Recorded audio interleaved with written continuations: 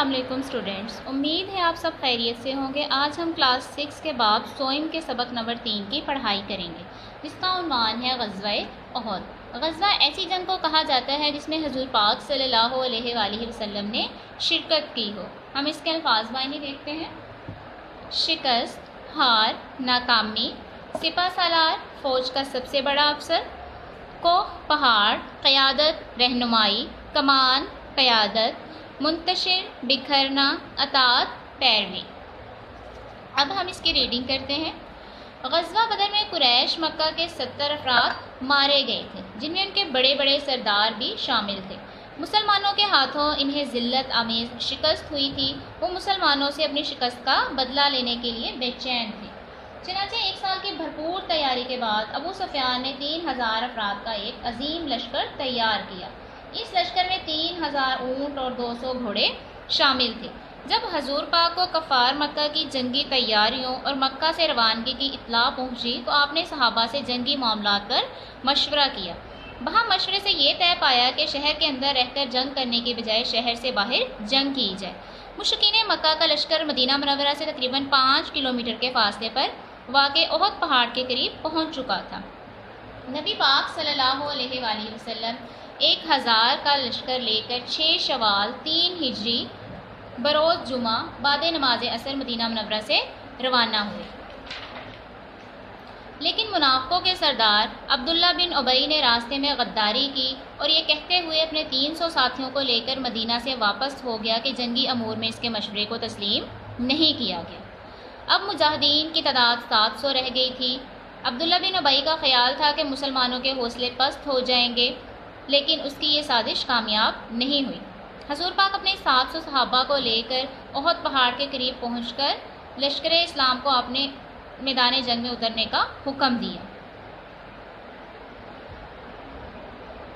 کوہ احد کے میدان میں حضور پاک نے اپنی بہترین جنگی حکمت عملی سے لشکر اسلام کو مختلف حصوں میں تقسیم کیا۔ احد پہاڑ کو پشت پر رکھ کر صفیں درست فرمائی۔ لشکرگاہ کی پشت پر ایک پہاڑی درہ تھا جہاں سے دشمن کے حملے کا خطرہ تھا۔ حضور پاک نے حضرت عبداللہ بن جبیر کی کمان میں 50 تیر اندازوں کا ایک دستہ اس درے پر مقرر فرمایا اور انہیں نصیحت کی کہ فتح ہو یا شکست کسی بھی صورت میں اس درے کو نہیں چھوڑنا۔ 7 شوال 3 ہجری کو جنگ کا آغاز ہوا۔ سب سے پہلے لشکر کفار کے علم بردار طلحہ نے آگے بڑھ کر مسلمانوں کو للکارا۔ اس کے مقابلے میں حضرت علی رضی اللہ تعالیٰ عنہ آئے اور تلوار کے ایک ہی وار سے اس کا کام تمام کر دیا۔ اس کے بعد عام جنگ شروع ہو گئی۔ حضرت حمزہ رضی اللہ تعالیٰ عنہ، حضرت علی رضی اللہ تعالیٰ عنہ، حضرت ابو دجانہ رضی اللہ تعالیٰ عنہ نے بڑی بہادری سے کفار کا مقابلہ کیا اور دشمن کی فوج کی لاشوں کے ڈھیر لگا دیے۔ اس طرح کفار کے حوصلے پست ہو گئے اور وہ میدان جنگ سے بھاگ نکلے۔ مسلمان یہ سمجھے کہ جنگ کا اختتام ہو گیا ہے اور وہ مسلمان مال غنیمت سمیٹنے میں لگ گئے۔ پہاڑی درے پر مقرر تیر انداز بھی یہی سمجھے کہ لڑائی اب ختم ہو گئی ہے۔ حضرت عبداللہ بن جبیر کے منع کرنے کے باوجود ان میں سے صرف 10 تیر انداز رہ گئے، باقی درے سے ہٹ گئے اور مال غنیمت سمیٹنے لگے۔ قریش کا ایک گھڑ سوار دستہ میدان سے الگ کھڑا تھا۔ اس کی قیادت حضرت خالد بن ولید کر رہے تھے۔ حضرت خالد بن ولید رضی اللہ تعالیٰ عنہ اس وقت ابھی مسلمان نہیں ہوئے تھے۔ وہ اس درے کو خالی دیکھ کر آگے بڑھے اور جنگ کا پانسا پلٹ دیا۔ کفار کا گھڑ سوار دستہ عبداللہ بن جبیر رضی اللہ تعالیٰ عنہ کو ساتھیوں سمیت شہید کر کے مسلمانوں پر پشت کی جانب سے پیچھے کی جانب سے اچانک حملہ آور ہوا۔ یہ حملہ اس قدر شدید تھا کہ مسلمانوں کو سنبھلنے کا موقع ہی نہ ملا اور وہ منتشر ہو گئے۔ یہ دیکھ کر کفار کی باقی فوج نے بھی پلٹ کر مسلمانوں پر حملہ کر دیا۔ یوں لشکر اسلام کی فتح شکست میں تبدیل ہو گئی۔ اس میں حضرت حمزہ، حضرت مصعب بن عمیر سمیت 70 مسلمان شہید ہوئے۔ اس جنگ میں مسلمانوں کو کافی نقصان اٹھانا پڑا۔ ان واقعات سے ہمیں یہ سبق ملتا ہے کہ مسلمانوں کے لیے اطاعت امیر بہت ضروری ہے۔ پہاڑی درے پر معمور تیر اندازوں کی غفلت اور کوتاہی کی وجہ سے حضور پاک کی حکم عدولی کرنے کی وجہ سے مسلمانوں کو بھاری نقصان اٹھانا پڑا اور ان کی جیتی ہوئی جنگ ہار میں تبدیل ہو گئی۔